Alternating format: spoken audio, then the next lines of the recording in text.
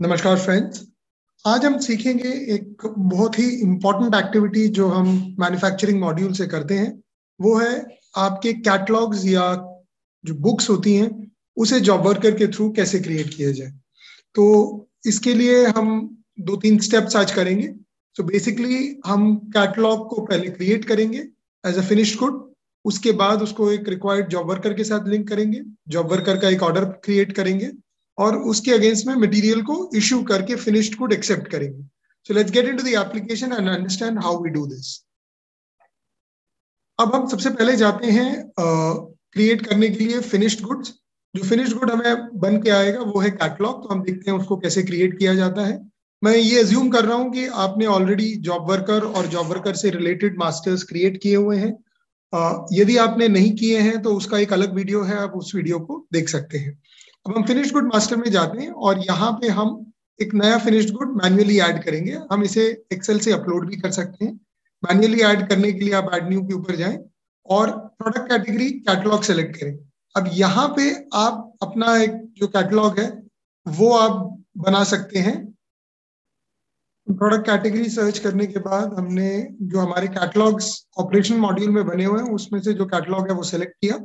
उसकी standard purchase price, यानी यदि अगर हम ये कैटलॉग मार्केट से खरीद रहे हैं तो हमारी जो स्टैंडर्ड परचेज जो उसकी स्टॉक में दिखनी चाहिए वो कितनी है, वो हम यहाँ डालते हैं। Supposing with the fabric with the making ये 4,000 रुपए की पड़ती है, तो ये हम डाल सकते हैं। HSN कोड अगर आप कुछ डालना चाहें तो डालें, नहीं तो जो फिनिश्ड गुड मास्टर में हमने इस बुक की HSN कोड ली हुई है वो ऑटोमेटिकली पॉपुलेट हो जाएगी। अब हम यहाँ पे जॉब वर्कर सेलेक्ट करते हैं कि ये कौन सा जॉब वर्कर इसको बनाने वाला है। सपोज मैं इसमें पर्टिकुलर जॉब वर्कर ले रहा हूँ। जॉब वर्कर हमसे इसके एक एक्स अमाउंट लेता है, कितने के मल्टीपल्स में देता है। अगर हम 10 बुक मिनिमम हमें बनानी पड़ेंगी, 10 बुक मिनिमम बनानी पड़ती हैं और 10 के मल्टीपल्स में देना पड़ता है। नहीं उनको 10 के बाद आप 20 बुक दे सकते हैं, 11 बुक नहीं दे सकते हैं, तो उसको मल्टीपल्स ऑफ कहते हैं। अब इसमें हम बिल ऑफ मटेरियल और राउटिंग नहीं लेंगे।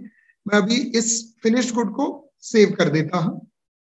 तो यदि आप देखेंगे तो ये फिनिश्ड गुड हमारे मास्टर में फिनिश्ड गुड मास्टर में ऑलरेडी सेव हो गया है।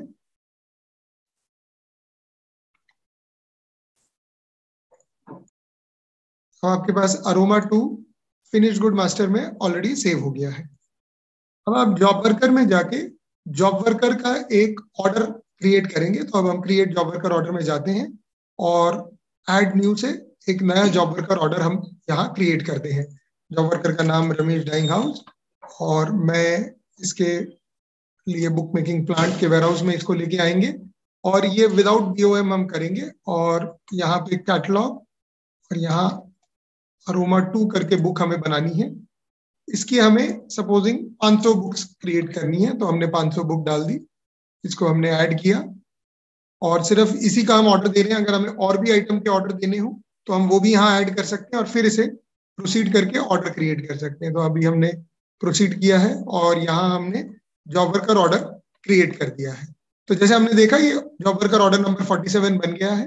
अब इस ऑर्डर के अगेंस्ट में हमें मटेरियल इशू करना है। तो आप जॉब वर्कर प्रोसेस में जाके इशू मटेरियल के स्क्रीन में जाएंगे और इशू मटेरियल के स्क्रीन में विदाउट BOM वाले सेक्शन में आपको आपके ऑर्डर्स दिखेंगे। जो विदाउट BOM वाला सेक्शन है वहां पे 47 नंबर ऑर्डर ये दिख रहा है, हम इसे क्लिक कर सकते हैं और यहाँ पे ऑर्डर की डिटेल्स अगर हमें देखने हो तो हम डिटेल्स के ऊपर क्लिक कर सकते हैं।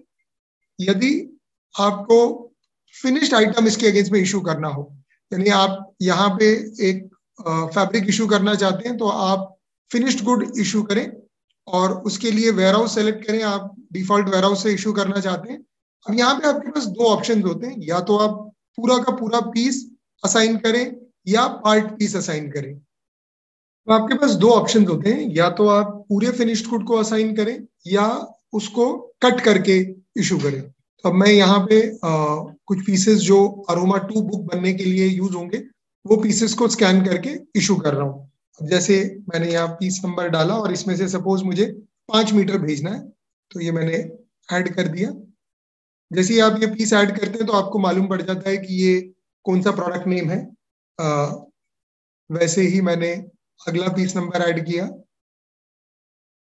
तो आप यहाँ पे मल्टीपल पीसेस जो है ऐड कर सकते हैं। ये पीसेस मैं यहाँ ऑलरेडी सेव करके रखा हुआ हूँ, तो इसके लिए मुझे मालूम है। यदि आपका ये जो प्रोसेस है ये ऐसा होना चाहिए कि जहां आपका वेयरहाउस का यूजर ये पीसेस आइडेंटिफाई करके आपके पास लेके आ रहा है और उस बेसिस पे आप उस पीसेस से कटिंग करना चाहते हैं। और यहाँ पे आपके पास बारकोड स्कैनर रहेगा, तो आप बारकोड स्कैनर से इन पीसेस को स्कैन कर सकते हैं। अब जस्ट फॉर रेफरेंस पर्पस मैंने यहाँ पे 7 पीसेस लिए हैं 7 अलग अलग फैब्रिक से। ये उनकी ओरिजिनल पीस क्वांटिटीज हैं और ये हमने असाइन किया और कंप्लीट पीस नहीं असाइन किया है। यदि मैं इसे इशू करता हूं और फर्दर फैब्रिक ना इशू करना हो तो मैं इसे यहाँ से क्लोज ऑर्डर कर सकता हूँ।